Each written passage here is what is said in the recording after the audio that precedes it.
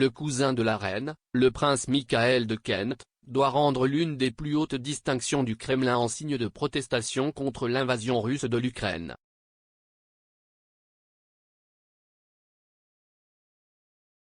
Le prince Michael, qui a passé une grande partie des 30 dernières années à faire des affaires en Russie et a été accusé de vendre un accès privilégié au régime de Vladimir Poutine, rend l'ordre de l'amitié qu'il a reçu du président russe Dmitri Medvedev en 2009. Le prince, qui est lié au dernier tsar Nicolas II par l'intermédiaire de sa défunte grand-mère, la grande-duchesse Elena Vladimirovna de Russie, est la patronne de la Chambre de commerce russo-britannique et a subi d'intenses pressions pour couper ses liens avec des personnalités du monde des affaires liées au régime de Poutine après l'invasion de l'Ukraine.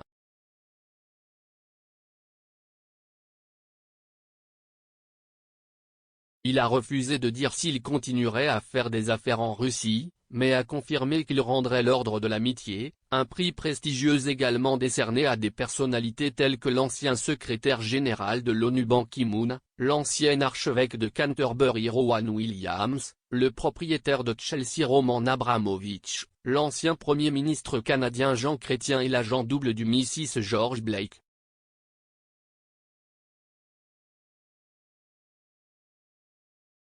Un porte-parole du prince, dont le père était un frère cadet du roi George VI, a déclaré « Je peux confirmer que Tsar le prince Michael de Kent rend son ordre russe de l'amitié.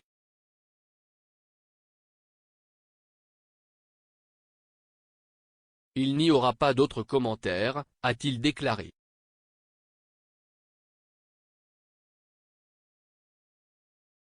Ces efforts pour se distancer du régime de Poutine sont survenus après avoir été secrètement filmés par Dispatches de Channel 4 et The Sunday Times l'année dernière lors d'une réunion d'affaires au cours de laquelle des clients potentiels ont été informés qu'ils pourraient être embauchés pour 10 000 livres par jour pour faire des représentations aux Russes. Leadership.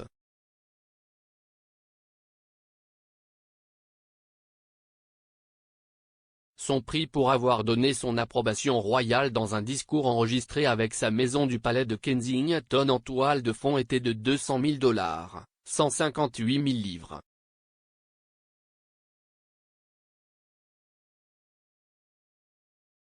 L'ami et partenaire commercial du prince depuis 30 ans, le marquis de Reading, a déclaré aux journalistes infiltrés lors de la réunion que le cousin de la reine avait pu profiter de son rôle d'ambassadeur officieux de Sa Majesté en Russie pour avoir accès aux poutinistes, les décideurs du Kremlin.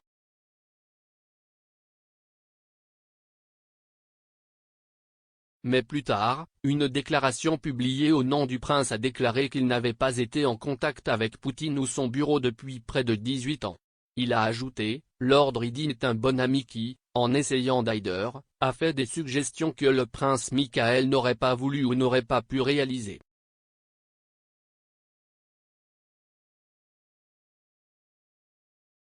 Le prince Michael, 79 ans, entreprend occasionnellement des engagements au nom de la reine à l'étranger mais n'est pas officiellement un membre actif de la famille royale et ne reçoit aucun financement des contribuables.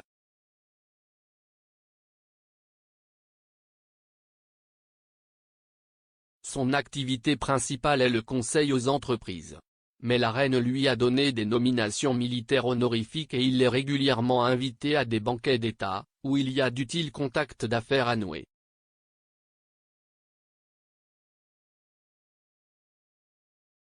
La reine a montré son soutien au peuple ukrainien en faisant un don généreux à un appel de secours mis en place par 15 organisations caritatives britanniques. Mais les aides ont déclaré que toute autre action serait sur les conseils de son Premier ministre, Boris Johnson.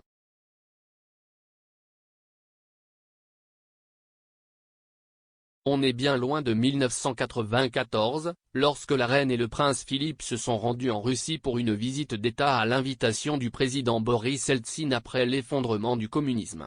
Ils ont accueilli Poutine et son épouse Lyudmila lors d'une visite d'État de retour en Grande-Bretagne en 2003, la première d'un dirigeant russe depuis 1874, avant qu'il ne renverse la démocratie et ne se transforme en dictateur.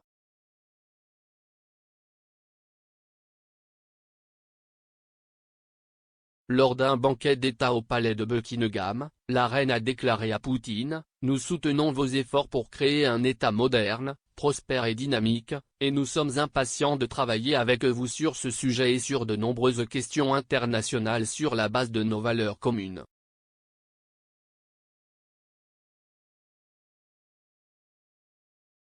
Maintenant, sa famille soutient ouvertement la lutte de l'Ukraine pour repousser les troupes de Poutine.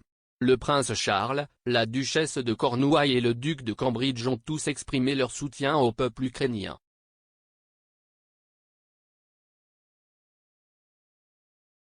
Mais le neveu de Camilla, Ben Elliott, qui est coprésident du Parti conservateur, est sous pression à cause du travail de sa société Quintessentially pour les oligarques russes et de l'acceptation par les conservateurs de 2 millions de livres sterling de dons de riches russes.